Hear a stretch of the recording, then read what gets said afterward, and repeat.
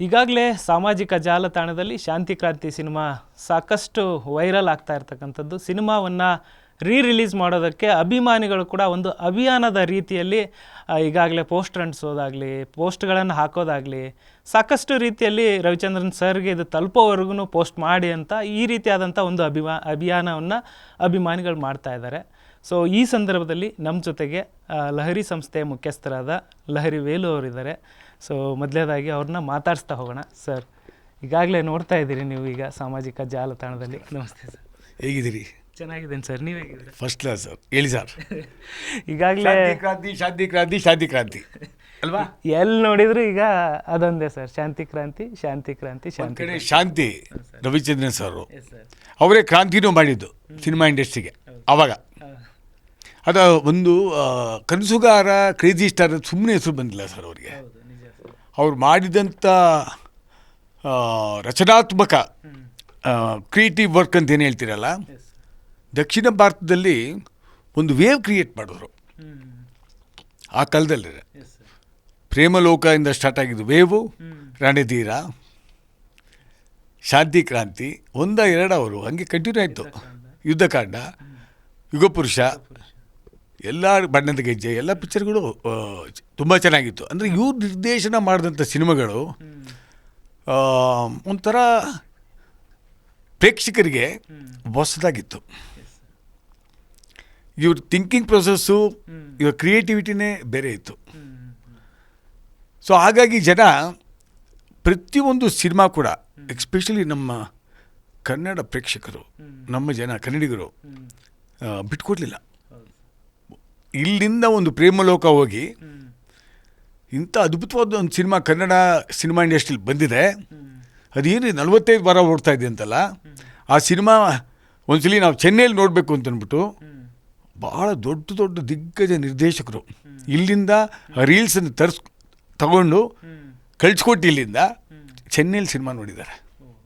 ಇದು ಸತ್ಯ. ದೊಡ್ಡ ದೊಡ್ಡ ನಿರ್ದೇಶಕರು, ತೆಲುಗು ನಿರ್ದೇಶಕರು ಇರ್ಬೋದು, ತಮಿಳು ನಿರ್ದೇಶಕರು ಇರ್ಬೋದು, ಅದು ಏನು ತಾನೇ ಮಾಡಿದ್ದಾರೆ ನೋಡಬೇಕು ಅಂತ. ಅಂದರೆ ಅಂಥ ಸಂಚಲನ ಮೂಡಿಸಿದಂಥ ಈಶ್ವರಿ ಪ್ರೊಡಕ್ಷನ್ನ ವೀರಾಸ್ವಾಮಿ ಸಾಹೇಬರು ನಿರ್ಮಾಣ ಮಾಡಿದಂಥ ರವಿಚಂದ್ರನ್ ಸರ್ ನಿರ್ದೇಶನ, ಹಂಸಲೇಖಾದಿಯವರ ಸಂಗೀತದ ಪ್ರೇಮಲೋಕ, ಅದು ದಾಖಲೆ. ಅದು ಟ್ರೆಂಡ್ ಸೆಟ್ಟಿಂಗ್ ಕ್ರಿಯೇಟ್ ಆಯಿತು. ಅದಾದಮೇಲೆ ರಣಧೀರ, ಅದೇ ಈಶ್ವರಿ ಫಿಲಮ್ಸು, ಅದು ಸೂಪರ್ ಹಿಟ್ಟು. ಮತ್ತು ಶಾಂತಿ ಕ್ರಾಂತಿ ಅನ್ನೋದು ಒಂದು ಇವಾಗ ಸೋಕಾಲ್ ನಮಗೆ ಈ ಪ್ಯಾನ್ ಇಂಡಿಯಾ ಅನ್ನೋದು ಇತ್ತೀಚೆಗೆ ಬಂದಂಥ ಒಂದು ಹೆಸರು. PAN India PAN India PAN India ಅಂತಂದ್ಬಿಟ್ಟು. ಆ್ಯಕ್ಚುಲಿ ನಾವು ಪ್ಯಾನ್ ಇಂಡಿಯಾ ಅನ್ನೋ ಪದವನ್ನು ಉಪಯೋಗಿಸ್ತಾ ಇರಲಿಲ್ಲ ಆವಾಗ. ಸತ್ಯ ಹೇಳಬೇಕು ಅಂತಂದರೆ ಪ್ಯಾನ್ ಇಂಡಿಯಾ ಅನ್ನೋ ಒಂದು ಕಾನ್ಸೆಪ್ಟನ್ನು ಈಶ್ವರಿ ಫಿಲಮ್ಸು ಆಗಲೇ ಮಾಡಿಬಿಡ್ತು. ಯಾವುದು? ಶಾಂತಿ ಕ್ರಾಂತಿ. ಇದು ಸತ್ಯ.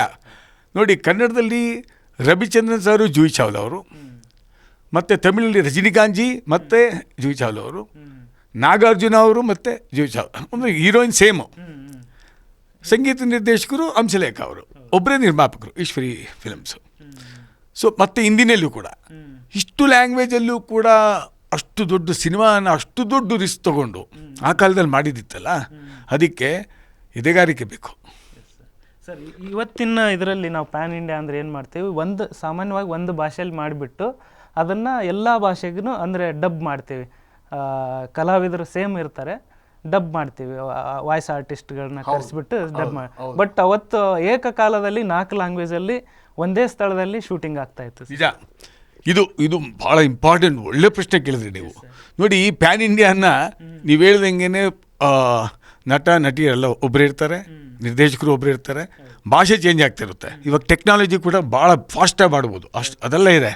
ಆವಾಗ ಇದೇ ಶಾಂತಿ ಕ್ರಾಂತಿಯನ್ನು ಒಂದೇ ಶಾಟ್ನಲ್ಲಿ, ಒಂದೇ ಶೂಟಿಂಗ್ ನಡೆಯುವ ಜಾಗದಲ್ಲಿ ಒಂದು ಕಡೆ ರವಿ ಸಾರು, ಒಂದು ಕಡೆ ರಜನಿಕಾಂತ್ ಸಾರು ಮತ್ತು ನಾಗಾರ್ಜುನ, ಇಷ್ಟೂ ಜನ ಡಿಫ್ರೆಂಟ್ ಶಾಟ್, ಒಂದೇ ಶಾಟನ್ನು 3 ಸಲ 4 ಸಲ ತೆಗಿಬೇಕು. ಲೆಕ್ಕ ಹಾಕೊಳ್ಳಿ.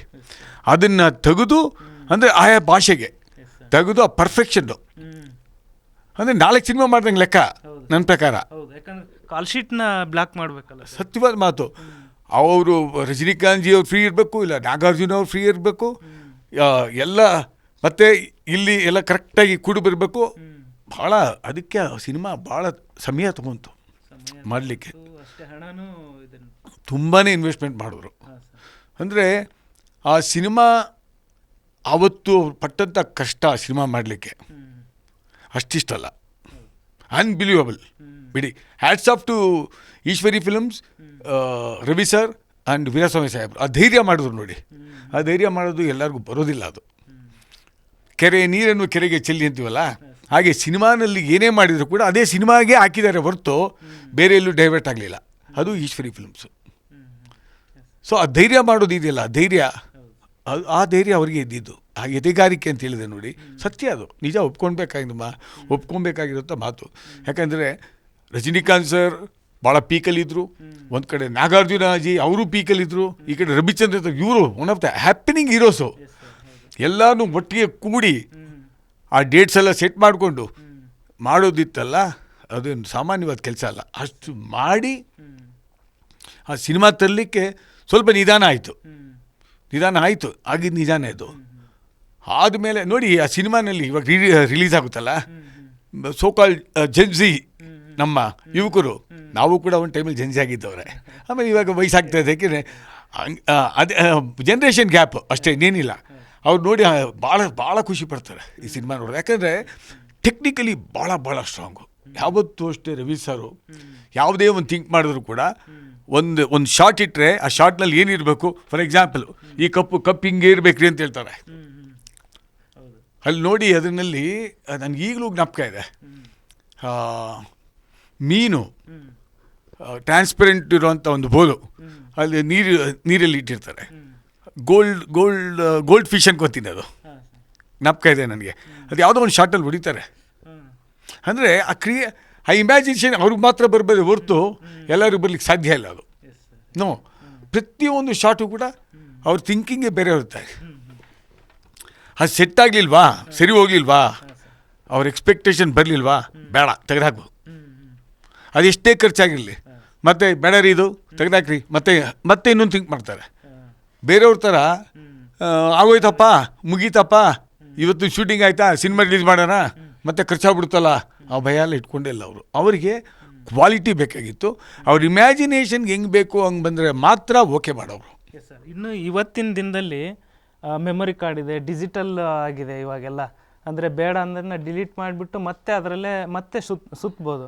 ಅವತ್ತಿನ ಟೈಮಲ್ಲಿ ಏನಿತ್ತು ಅಂದರೆ ನೆಗೆಟಿವ್, ಅದನ್ನು ಇದು ಆದರೆ ವೇಸ್ಟೇ ಅದಲ್ವ ಸರ್. ರಾ ಸ್ಟಾಕು 14,000 ಇತ್ತು, 14,000 ರೂಪಾಯಿ ಅನ್ಕೊತೀನಿ ಒಂದು ಕ್ಯಾನು.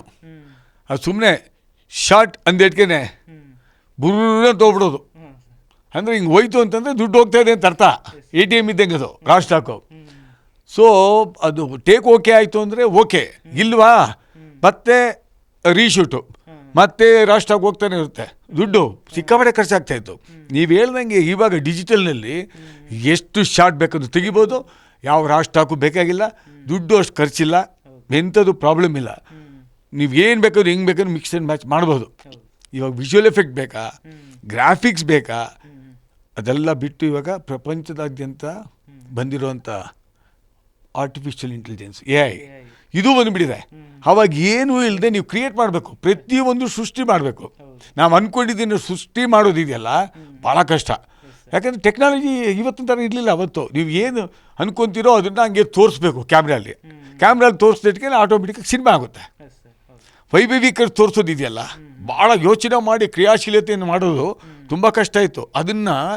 ಅದಕ್ಕೆ ರವಿ ಸರು ಈಸ್ ಎ ಕ್ರಿಯೇಟರ್, ಕನಸುಗಾರ ಅಂತ ಯಾಕೆ ಹೆಸರು ಬಂತು ಅಂದರೆ ಆ ಕನಸನ್ನು ಇವ್ರೇನು ಕೇಳ್ತಾ ಇದ್ರು ಸಿನಿಮಾಗೆ ಹಂಗೆ ತೋರಿಸ್ಬೇಕು ಜನಕ್ಕೆ, ಅದಕ್ಕೆ ಕನಸುಗಾರ ಅವರು.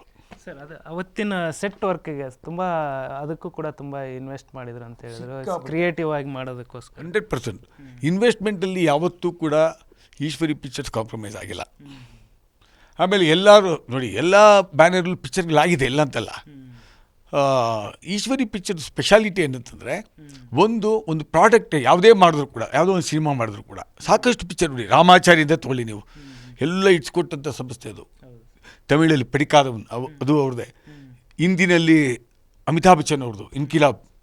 ಚಕ್ರವ್ಯೂಹ, ನಮ್ಮ ಚಕ್ರವ್ಯೂಹ ಏನಾಯ್ತಲ್ಲ ಇಲ್ಲಿ ಅಂಬರೀಷ್ ಜಿ ಅವ್ರದ್ದು, ಅಮಿತಾಬ್ ಬಚ್ಚನ್ ಜಿ ಅವರು ಪ್ರೊಡಕ್ಷನ್ ಮಾಡಿದ್ರು. ಎಷ್ಟೇನು ಗೊತ್ತು, ಒಂದೆಲ್ಲ ಮಾಡಿರೋದು ಅವ್ರ ದಾಖಲೆಗಳು ಸಾಕಷ್ಟು ಮಾಡಿದ್ದಾರೆ. ಅದ್ಭುತವಾದ ದಾಖಲೆ. ಅವ್ರು ಮುಟ್ಟಿದ್ದೆಲ್ಲ ಚಿನ್ನ ಆಗೋದು, ಇದು ಸತ್ಯ. That is Eshwari films. So risk ಹಂಗೆ ತೊಗೊಂಡ್ರು, ಯಶಸ್ಸು ಹಂಗೆ ಕೊಟ್ಟರು, ಹೆಸರು ಹಂಗೆ ಮಾಡಿದ್ರು. ಅದಕ್ಕೆ ಈಶ್ವರಿ ಪಿಕ್ಚರ್ಸ್ ಯಾವಾಗಲೂ ಒಂಥರ ಸ್ಪೆಷಲ್ಲಾಗಿ ನಿಂತ್ಕೊಳ್ಳುತ್ತೆ ಇಂಡಸ್ಟ್ರಿಯಲ್ಲಿ.